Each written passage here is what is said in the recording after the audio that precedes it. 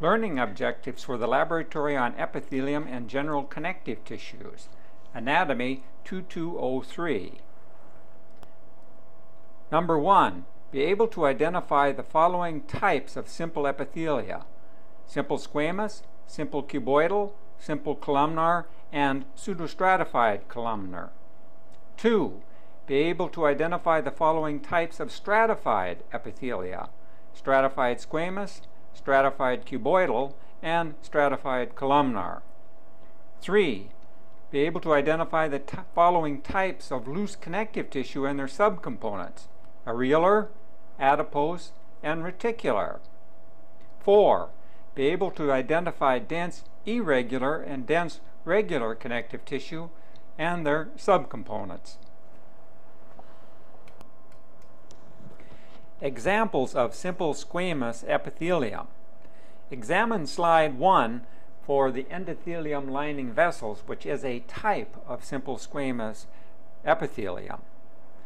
Slide number 1 consists of a series of tubules, because it is from the kidneys, so it consists of a series of tubules and small blood vessels. Note at the tip of the pointer a small channel with the tip of the pointer now resides within. This dense object at the very tip of the pointer is the nucleus of one of these thin, flattened, simple squamous cells, an endothelial cell. Another is here, another is here, and the space without erythrocytes is the lumen of this small vessel, perhaps a capillary. Another example is shown here. The lumen, or the space, is at the tip of the arrow. Now the tip of the arrow is touching the nuclear profile of a simple squamous epithelium, or an endothelial cell. The nuclear profile of another simple squamous epithelial cell. The nucleus of another one of these very flattened, attenuated cells. And then the nucleus of another of these very thin, flattened cells that line the blood vascular system. So these are examples of endothelium, a type of simple squamous epithelium. As long as it's in the field and give you some comparison, because this is a difficult exercise, this particular slide, to deal with, here we can see a kidney tubule running in this direction. I'll put the tip of the arrow in the lumen. In this particular case, it is lined by a simple cuboidal type of epithelium. In this case, the cell's height and the width are almost equal, and usually the nucleus is at the tip of their pointer is shown in the center of a cell.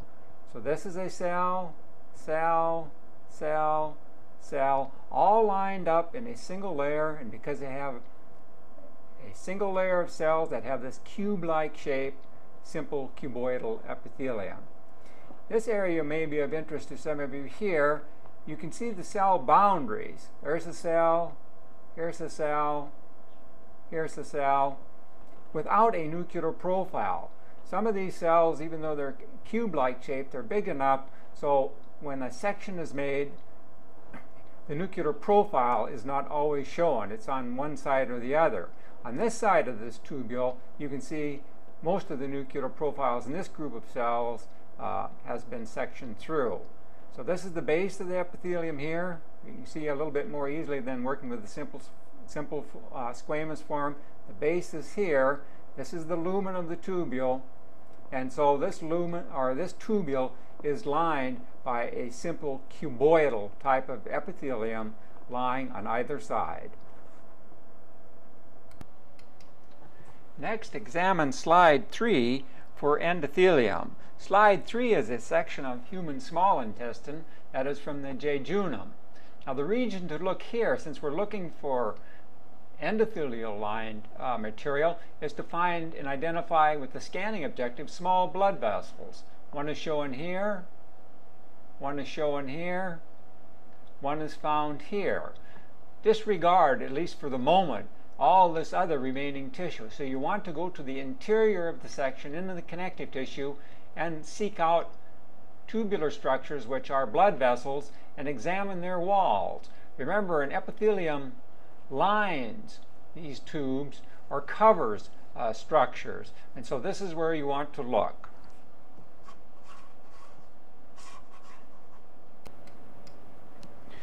This is the small blood vessel that we noted earlier with the scanning objective. The blood vessel, I'll put the arrow in its lumen that you can see sort of scattered erythrocytes, lies here. And this is the epithelial lining, a simple squamous form of epithelium. The nuclear profile is here, nuclear profile here, and that little hairline in between is the extent of the cytoplasmic boundaries. And what you're mainly looking at are the nuclear profiles scattered along, easily visualized along the interior lining of this blood vessel. Here they are on the other side as shown at the tip of the pointer. So these are endothelial cells, a form of simple squamous epithelium. This is slide 5, a representation through the esophagus, but what it's being examined for in this particular exercise at this time is the endothelium lining small blood vessels. A small blood vessel is shown here. It will be lined by that simple squamous form of epithelium known as endothelium. You can see a small vein here, a small artery here which has a more substantial wall and a donut-shaped sort of configuration, another small artery here, small vein, a small vein. So let's go up now in magnification and look at the type of epithelium, that endothelium lining this particular blood vessel. This is that same blood vessel seen at increased magnification, showing in greater detail its lining endothelium. That is a simple squamous epithelium. Here you can see the nuclear profile, this dense dark area. Another one is shown here, another one here. If we cross to the other side of the lumen, one can be seen here, one is seen here, one is seen here, and one is seen here. Now remember, these are the nuclei of this simple squamous form of epithelium, and that small space, which you can't very well visualize at this magnification, is where the cytoplasmic boundaries are. So it's a very thin, flattened cell. Likewise, if we look at the small vein, you can see the endothelial lining right here at the tip of the pointer going in this direction. If you look at the small artery, these little bumps that are sticking out because you're getting a cross-section of the endothelial cells coming out towards you that have been cut. This is the endothelial lining on this particular blood vessel. And as one looks around in the field, a small blood vessel down here at the very bottom, you can see its limiting boundary of the lumen is lined by this simple squamous form of epithelium known as endothelium. This represents slide number 7, the colon seen with the scanning objective. Once again, forget about everything else. What we're examining is the connective tissue here for blood vessels. Even with the scanner, one can make out a lumen here, a blood vessel here, one here. So we want to go down and examine the lining interior of these structures for that simple squamous epithelium known as endothelium. This is the example of those blood vessels now seen at increased magnification. A small artery seen here. The endothelial lining is this small interphase or thin interphase lining its interior. Here you can see a little string of erythrocytes or red blood cells. Here's a companion vein, and one can just visualize the lining interior. This very thin line, occasional nuclei of the endothelial cells lining its interior. This slide isn't quite as crisp as the previous one, but one can still envision just a very thin lining to the lumen, which is a simple squamous epithelium known as endothelium. Here we can see an endothelial nucleus at the very tip of the pointer. So this is another example, as were all of these, of endothelium, a simple squamous form of epithelium, looking at several different slides illustrating the same thing, because on different slides they look subtly different, but once you get used to looking at them, all of a sudden they all become looking very familiar to you. This is slide number 40, a neurovascular bundle that contains an artery, a vein, and nerves. This large structure here is the artery, the vein is here, and you can see that the lumen of the vein is collapsed, and it's right as indicated by the tip of the pointer. So it's collapsed, though it does expand here and contains some erythrocytes at this particular point. So as one would expect, the exercise right now is to look at the endothelium lining the interior of this large artery, and look at the endothelium lining the interior of the collapsed vein, as indicated by the arrow. This is the artery as seen at increased magnification, and one looks very carefully along the interior lining of the lumen. One can see endothelial nuclei scattered along its luminal surface. So each one of these is an endothelial cell nucleus. That thin area lying in between is the extent of its cytoplasm. So this shows you a simple squamous form of epithelium, at least the nuclei quite well, lining the interior of the artery, and this is known as, this form of simple squamous epithelium is known as endothelium. This is the lining endothelium of the companion vein. So this structure here that you're looking at is the vein. This is the lumen that contains erythrocytes and then plasma up at this particular end. And we can see that the lining interior of this vein, once again, contains an endothelial lining. One can see individual nuclei located here and scattered up along its interior surface as indicated by the arrow. This is slide number 8, which is a human buccal smear.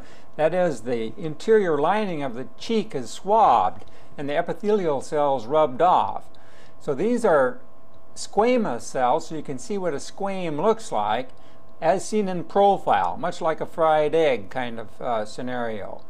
The nucleus is lying at the tip of the arrow, as indicated by the tip of the arrow here, and then you can see the extent of the cytoplasmic boundary on this isolated squame. And you can see several others, or sheets of these particular cells, lying are demonstrated within the field.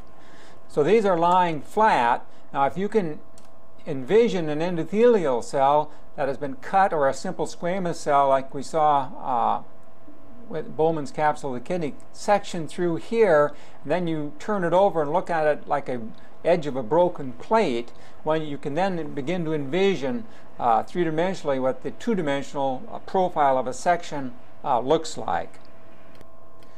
Now please be aware that the interior lining of the cheek is lined by a stratified squamous type of epithelium, and that these cells are the surface cells, or the superficial most cells that have been scraped off. So you can see a squame, an isolated squame. This is slide number 2, an example of the kidney cortex. The area of the kidney cortex lies right underneath the capsule. Kidney capsule is shown here, the renal capsule, and can be identified by these large round appearing structures with the scanning objective known as renal corpuscles. So this is where we want to look for simple squamous epithelium, an area around these renal corpuscles, that area being identified as Bowman's capsule. Let's look at these at increased magnification to demonstrate Bowman's capsule. At a slight increase in magnification, 3 renal corpuscles are in the field of view and indicated by the arrow. Now part of renal corpuscle is this outer lying capsule called Bowman's capsule, and it is made up of a simple squamous epithelium as indicated by the pointer. So this very flattened epithelium is a typical simple squamous epithelium, and it constitutes Bowman's capsule.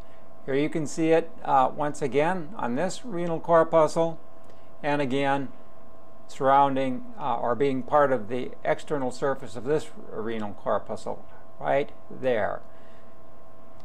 Let's look at it at a slight increase in magnification so you can see a good example of simple squamous epithelium. This is that simple squamous epithelium of Bowman's capsule as seen at increased magnification. very thin cytoplasmic boundary, as you can see here. Here's the nucleus. Other cytoplasmic extent on this side. And then let's go up to this cell. Here's the nuclear profile, and you can see the thin cytoplasmic extension coming out in this direction, and another one in this direction. If we look at this renal corpuscle, it repeats itself. Here's the nucleus of a simple squamous epithelium, nucleus of a simple squamous epithelium, nucleus of a simple squamous epithelium, one here, and so on and so forth, with this very thin interphase being the cytoplasmic extent of these very flattened plate-like cells. This is slide number 5, esophagus, to illustrate non-keratinized or wet stratified squamous epithelium, which lines the esophagus. The epithelium lies from where the tip of the arrow now resides to about this area here. So this entire structure here is the non-keratinized stratified squamous type of epithelium, which will be lining the esophagus. Let's look at this particular type of epithelium at increased magnification. This is the example of that stratified squamous epithelium, the non-keratinized variety, as seen at increased magnification. The epithelium extends from where the tip of the arrow now illustrates to this location here, and is found along the entire lining surface of the esophagus. So it's a multi-layered type of tissue or epithelium, several layers of cells, as you can see, probably 15 or so. And irrespective of the shapes of the cells where the arrow now is pointing, after once having determined that it is multi-layered, the next phase in the classification is go to the surfacemost cell that you can see, and you can see some flattened plate-like cells here. Here's the nuclei, here's the nucleus of another one. Here's one that's cut in profile, that's flaking off or being exfoliated. So multi-layered, a flattened plate-like surface cell, it has to be stratified squamous. Now compare this multi-layered epithelium, that is a non-keratinized stratified squamous epithelium, with a simple squamous epithelium, that endothelium that we identified earlier lining this blood vessel. And one can see by comparing these two side by side, there is no comparison and no point of confusion. This is slide number 37, which illustrates the epidermis from the palm of the hand or the sole of the foot, sometimes referred to as thick skin. The epithelium is a very thick or heavily keratinized stratified squamous epithelium. And so the epithelium begins where the tip of the arrow is, right about this point, and extends out thus far. So this is, with the scanning objective, an demonstration of keratinized stratified squamous epithelium. Now let's examine this particular specimen at increased magnification. Although quite lightly stained, the epithelium begins where the tip of the pointer is now illustrating a very irregular boundary and extends out of the field of view in this particular direction. The living cells occupy that space or that region indicated by the arrow, which then become keratinized. This is the keratin type of material here. It then is broken and the keratin resumes at this particular location. Think of a callus on the palm of your hand, and so this is that thick keratinized type of material that makes up that particular callus. But nonetheless, when we're dealing just with epithelium, remember the criteria for its classification. This tissue is multi-layered, as we can see here, very closely packed together, therefore it's stratified. The surfacemost cells, that before they become transformed into keratin, are very thin and squame-like, as one can see.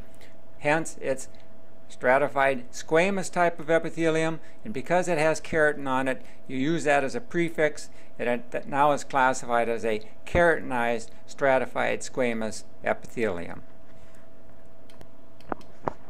This is slide number 38, which is another example of keratinized stratified squamous epithelium.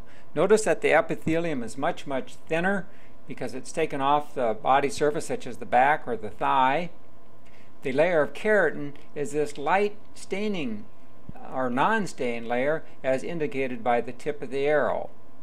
But as we go down at increased magnification and demonstrate, the epithelium once again is multi-layered, so it's stratified, and right in here we will see that the cell transforms itself into a flattened squame, hence it's stratified squamous plus the keratin, so it has to be a keratinized stratified squamous epithelium.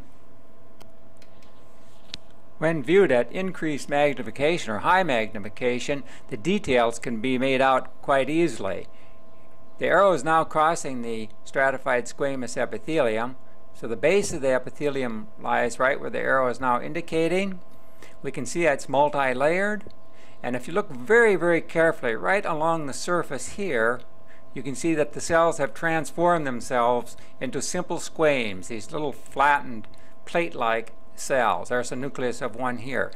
The keratin has artificially pulled off, so the surface squames can be seen much more easily or readily. So this is keratinized stratified squamous epithelium, a typical example of epidermis. This is slide number 41, another example of epidermis, keratinized stratified squamous epithelium that stained a little bit better than the previous specimens. The epithelium extends from where the tip of the arrow now illustrates to this particular location. One can see it's multi-layered, stratified, and here the squames are quite readily visible. Here's the nucleus, the cytoplasmic extent. So you have a multi-layered cell, squamous form on the top. So it's stratified squamous, and this light gray area is the keratin type of material that will finally be transformed into. So this has to be a keratinized stratified squamous type of epithelium. Indeed, a very good example.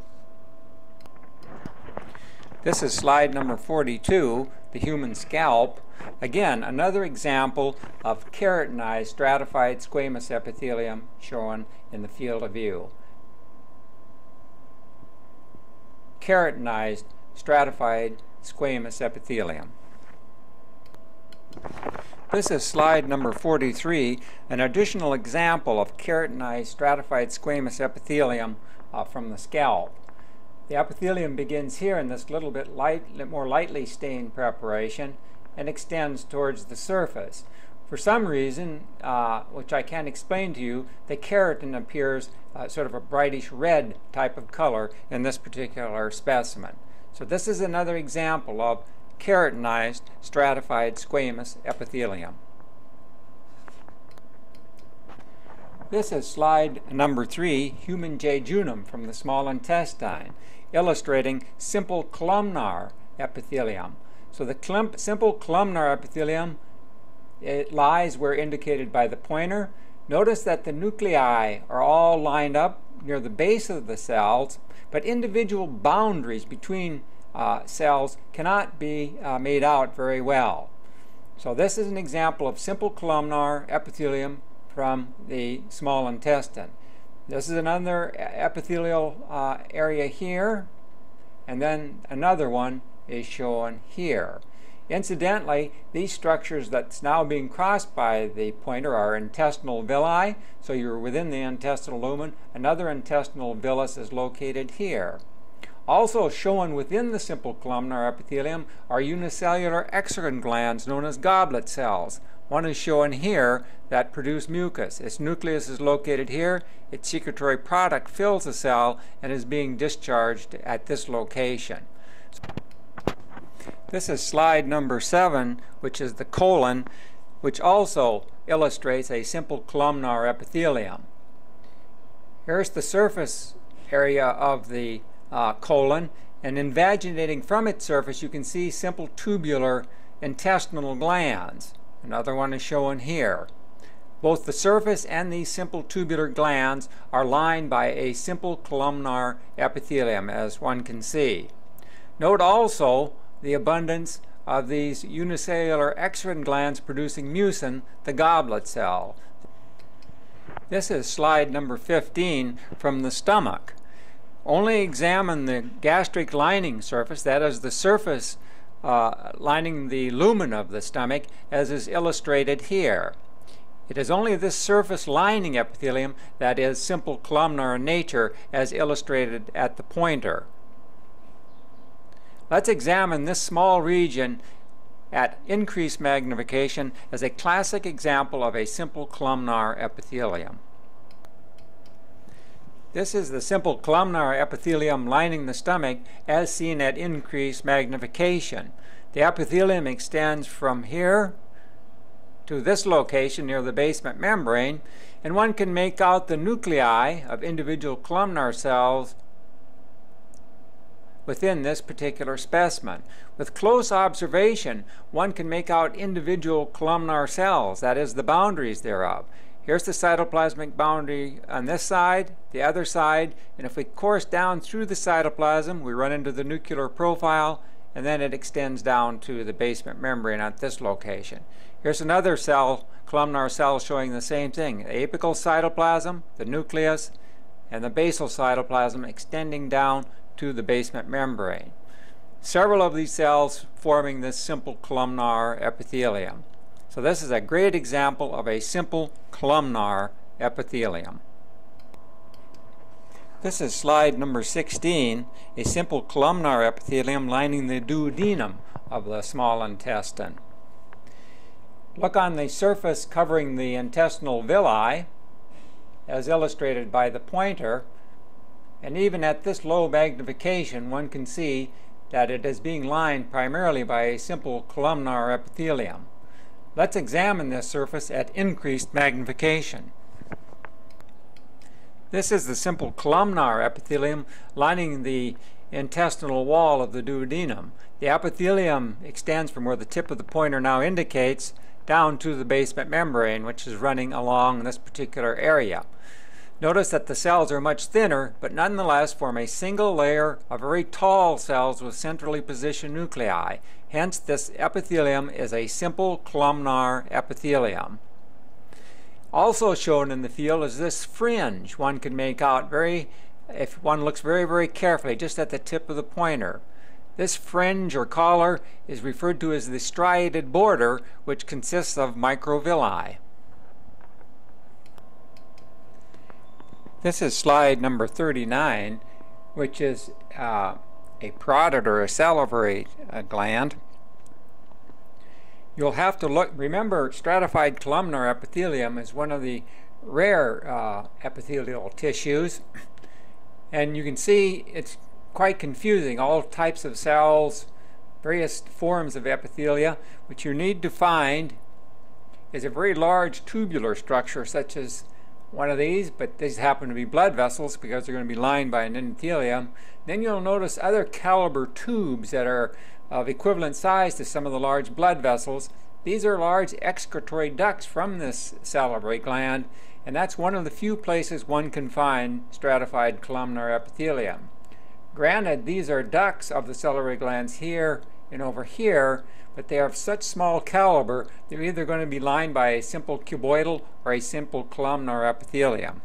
So once you find a likely source, one of the very large tubular structures within this gland that you're looking around within, then examine its surface at increased magnification to determine whether indeed it is lined by a stratified columnar epithelium. This is that ductal region as seen at increased magnification, as what we identified at low power. Note that it is indeed a stratified columnar epithelium. Please remember the classification criteria. The surfacemost layer is indeed columnar in shape, as one can see, and immediately beneath it one finds another layer of cells as determined by the nuclei. So this satisfies the criteria. Multi-layered, two cell layers or more, the surface layer of which is columnar. Therefore, this is a stratified columnar epithelium. This is slide number 4, which is a pseudostratified columnar epithelium lining the trachea. The epithelium is shown here at the arrow. Remember, it's going to be lining the lumen of the trachea. Now let's examine this particular epithelium at increased magnification. This is the pseudostratified columnar epithelium lining the trachea as seen at increased magnification. Note that the cells are in contact with the basement membrane by definition. Not all reach the luminal surface, and that this particular epithelium consists of a variety of different cell types, hence its confusing stratified appearance. But please remember, as its name indicates, this is indeed a simple form of epithelium, but gives the appearance of being stratified, hence its name, pseudostratified. Note the cilia along its apical surface, and these are extending from basal bodies that lie within the apical cytoplasm, which in a section appears a dense beaded line along the apical surface of these cells. This is slide number 1, the medulla of the kidney. Many of the tubules of which making up this particular section are formed by and lined by a simple cuboidal epithelium. One of these tubules is shown as indicated by the pointer. This is a fairly typical example of a simple cuboidal type of epithelium where the height and width of the cell are almost equal and the nucleus generally occupies a central position. So this is an individual cell, as you can see, one here, one here, one here, one there on this side of the tube as it's been cut through. So a classic example of a simple cuboidal epithelium. This is slide number 5 in an attempt to identify examples of stratified cuboidal type of epithelium. Remember, stratified cuboidal, like stratified columnar, is a fairly rare type of epithelium, and where you find it is in the transition points of ducts. In the esophagus, here's the lumen, remember the stratified squamous epithelium lining the lumen. Underneath the epithelium, in the surrounding connective tissue, you will find esophageal glands. The tubes of a gland are shown here, and from it, oftentimes you'll see ducts leading towards the surface. At some point in these ducts, at their beginnings, just like at this edge here, you will find a stratified cuboidal type of epithelium. It'll then transition into stratified columnar and finally stratified squamous as it unites with the surface. So look in these transition points. Not all slides will show this unusual epithelium, so you'll have to look at several examples in several different places. This is slide number 41, human thin skin. We're examining this slide once again to look for a stratified cuboidal type of epithelium, and where you find stratified cuboidal in this particular preparation is in the ducts of sweat glands. You have to go move the slide deep within the tissue, and you'll see a group of anastomosing tubules as indicated by the arrow. Sweat glands are simple coiled tubular glands and consist of both a secretory unit and a ductal portion. The ducts can be recognized by this more deeply stained profile or cytoplasm and are being indicated by the pointer. This is where you will find stratified cuboidal epithelium. Let's examine these at increased magnification. This is that simple coiled tubular sweat gland as seen at increased magnification, illustrating the ductal profiles. One is shown here and one is shown here. Note that each is lined by a stratified cuboidal type of epithelium. So these are very minute ducts. The lumen is that little spot just at the tip of the arrow, and it is surrounded by a stratified cuboidal type of epithelium.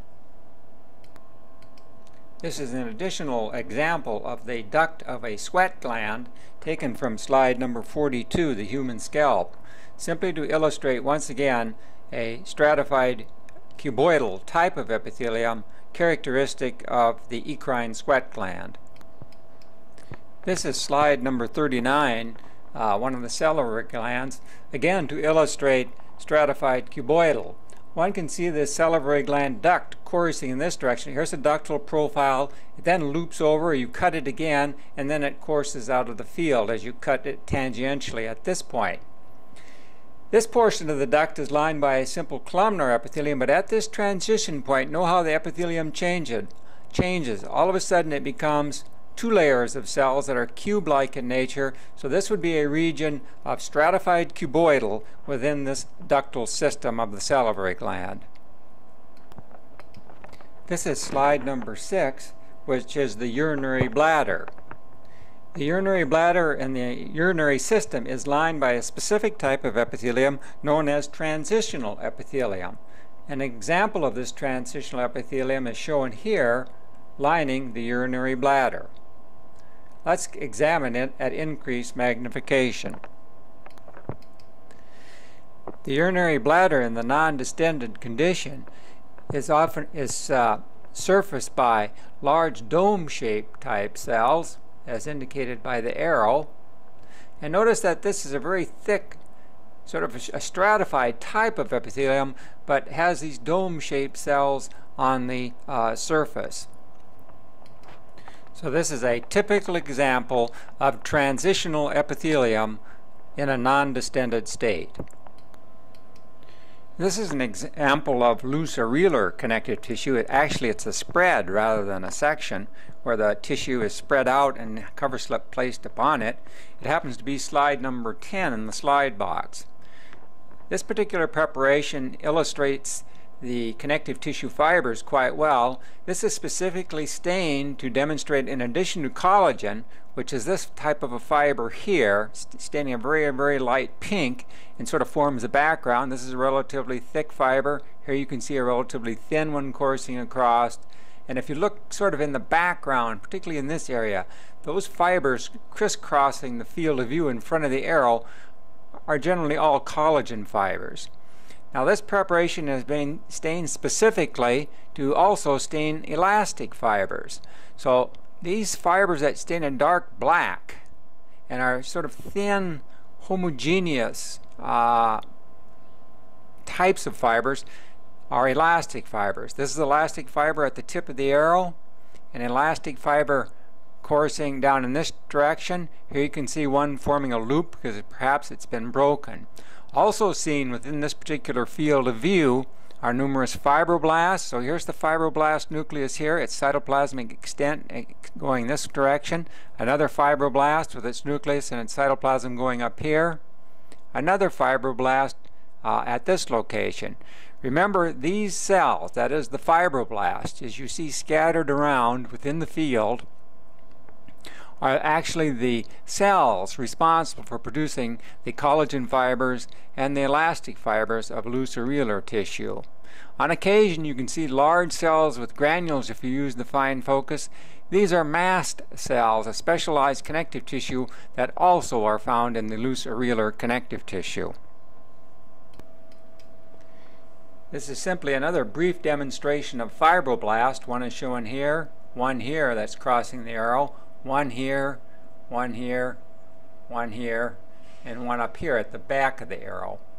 These cells will often be found sitting atop the collagen fibers. So these are fibroblasts. You can see both the nuclear profile as well as shown here, as well as the extent of the cytoplasm in this particular preparation. Our next exercise is to identify fat cells or adipocytes. Examine slides 12, 38, 41, 42, and 43 for fat. I will concentrate on slide 43 to demonstrate fat cells. Slides 38, 41, 42, and 43 are all integument or skin, and so the place to look is on the side opposite the stratified squamous epithelium of the keratinized variety. So you want to look at the opposite portion of the slide for fat cells. Now within the field of view, one can see numerous fat cells. This entire cell here, or area here, is the interior of a fat cell, which in life once held a lipid droplet. So this whole cell was filled with a single lipid droplet. So this is white fat or unilocular fat. The cytoplasmic extent of this cell is this thin little hairline rim. So the cell is completely filled with this large lipid droplet, and the nucleus is compressed to one side. So this is a fat cell, the arrow crossed it. This is a fat cell, this is a fat cell, this is a fat cell, and this is a fat cell. So this is a little bit of adipose tissue, and see it's comprised primarily of fat cells, with everything else being crowded out, at least visible in this particular preparation. There's a small capillary here, another one here that it's the nutrients supply to this particular tissue. So this is the appearance of a typical adipose tissue comprised of fat cells. The cell being this area here, or the area of the cytoplasm that once was occupied by a lipid droplet. The nucleus of the fat cell is here, and all that remains is this thin cytoplasmic rim of the fat cell itself.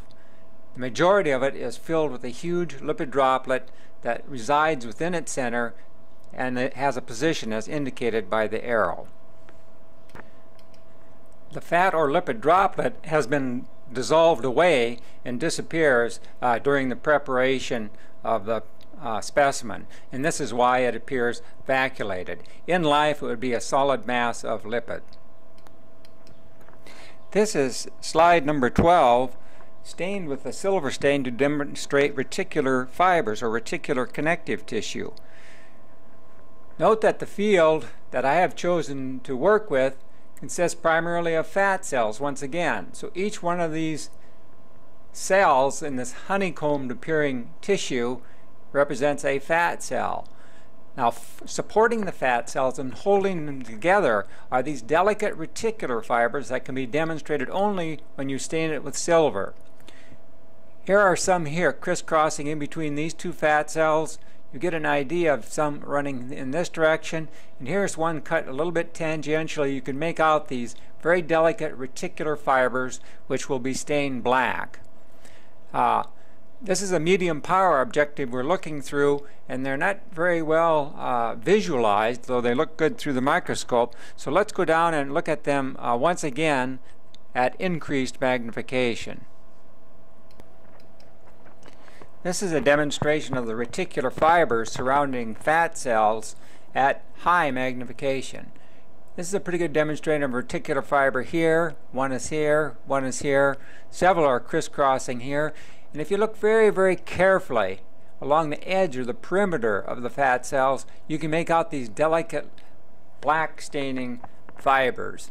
Here's some more here, cut just these little wisps. It's almost like a spider web type of configuration. Now allow me to move the field. I'll let you know what to look for. And you can see these delicate little fibers surrounding and holding the fat cells in place. Here's that one we viewed earlier. So these are the very delicate reticular fibers that need to be stained specifically with a silver salt or some dye like that, similar dye, to be visualized, to make them visible. And if you look very, very carefully, all the black or dark, those little dots, are the fibers coming out at you in the field of view. Your next exercise is to examine slides 38, 41, 42, and 43 for the dermis of the skin as an example of dense, irregular type of connective tissue.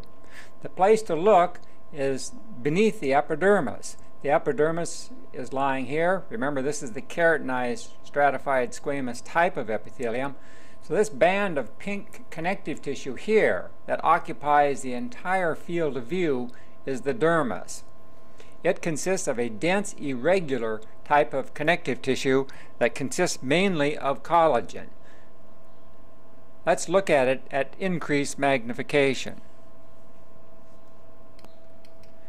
This is the dermis seen at increased magnification. Remember, it is a dense, irregular type of connective tissue.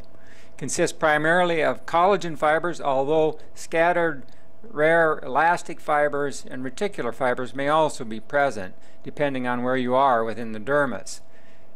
Primarily what we're seeing in this preparation, this hematoxin and eosin preparation, are the collagen bundles and fibers. Here's a collagen fiber going this way, then goes out of the field of view. Here are a couple coming out straight at us in the field of view.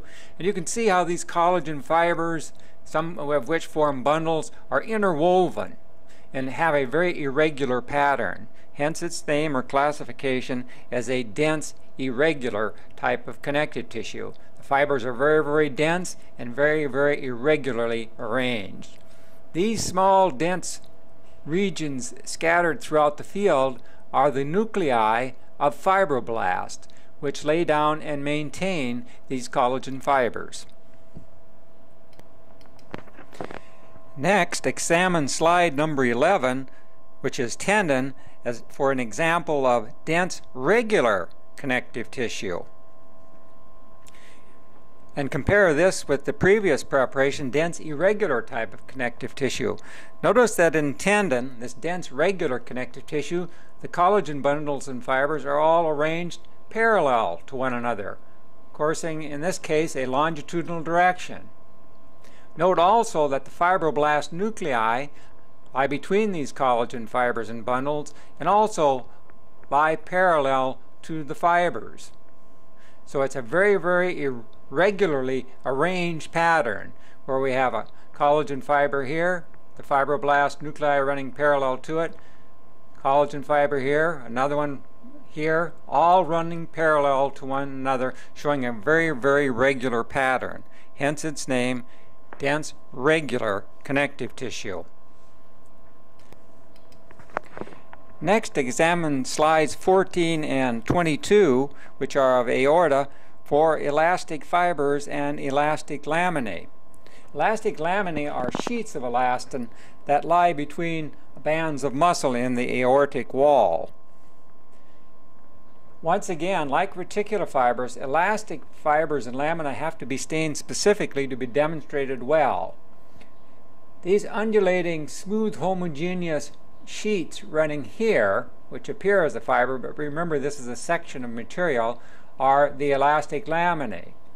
Another one showing here with this very corrugated appearance. So each one of these bands is an elastic laminae. And smaller elastic fibers, if one goes down at higher magnification, can be seen coursing between the elastic laminae. So each one of these bands that usually follow an undulating course is an example of an elastic lamina, stained specifically to demonstrate elastin. This is an example of slide number 14, an example of the aorta that is stained with hematoxin and eosin that is not stained specifically to demonstrate the elastic laminae. You can see that it's considerably more difficult. However, having examined slide 22, that was stained specifically to demonstrate it, and one knows what to look for, the elastic laminae can be made out by position. Note at the tip of the arrow, the smooth homogeneous fiber with the undulating course. This is an elastic laminae, though it's difficult to identify in the H&E preparation. Here's another one here, undulating along this region, another one coursing here, another one here, another one out in here. So they can be visualized with the hematoxin and eosin preparation, but it's much, much more difficult than when you have them stained specifically to demonstrate and so you can see them.